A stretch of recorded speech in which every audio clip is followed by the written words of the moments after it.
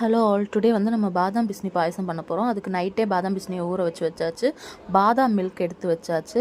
டேட்ஸை வந்து நல்லா அரைச்சி வச்சுருக்கேன். ப்ளஸ் நட்ஸு, மில்க்கு, கீ எடுத்து வச்சாச்சு. பாலை வந்து நல்லா காய்க்கிறதுக்காக வச்சாச்சு. இன்னொரு பேனில் கொஞ்சோண்டு ஒரு 1 டீஸ்பூன் நெய்யை விட்டு நட்ஸை நல்லா ரோஸ்ட் பண்ணதுக்கப்புறமா நம்ம ஆல்ரெடி ரோஸ்டட் சேமியா தான் வாங்கியிருக்கோம். ஸோ அதை வந்து இன்னொரு வாட்டி லைட்டாக ரோஸ்ட் மட்டும் பண்ணிவிட்டு நான் அந்த ரோஸ்டட் சேமியாவை வந்து ஆல்ரெடி நம்ம கொதிக்க வச்ச பாலில் வந்து ஆட் பண்ணிக்கணும்.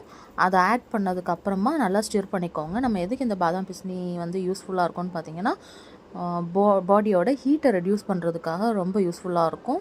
ஸோ இப்போ ரொம்ப சம்மராக போகுதுன்றதுனால இந்த பாதாம் பிஸ்னியை வந்து லெமனில் இல்லை வாட்டரில் கலந்து குடிக்கிறத விட ஒரு டெசர்ட் மாதிரி செஞ்சு சாப்பிட்டா நல்லாயிருக்கும்னு சொல்லி இப்படி செய்கிறோம்.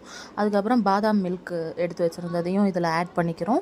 அதுக்கப்புறம் டேட்ஸ் அரைச்சி வச்சதை அதுக்கு அப்புறமா அதில் ஆட் பண்ணதுக்கப்புறமா நல்லா ஸ்டிர் பண்ணிக்கோங்க. நல்லா ஸ்டிர் பண்ணதுக்கப்புறமா பாதாம் பிஸ்னியை எவ்வளோ தேவையோ அதுக்கேற்ற மாதிரி அதில் ஆட் பண்ணிக்கோங்க. ஆட் பண்ணதுக்கப்புறமா நல்லா ஸ்டிர் பண்ணணும். ஸ்டிர் பண்ணதுக்கப்புறமா ஒரு கிளாஸ் பவுலில் மாற்றிட்டு கார்னிஷ்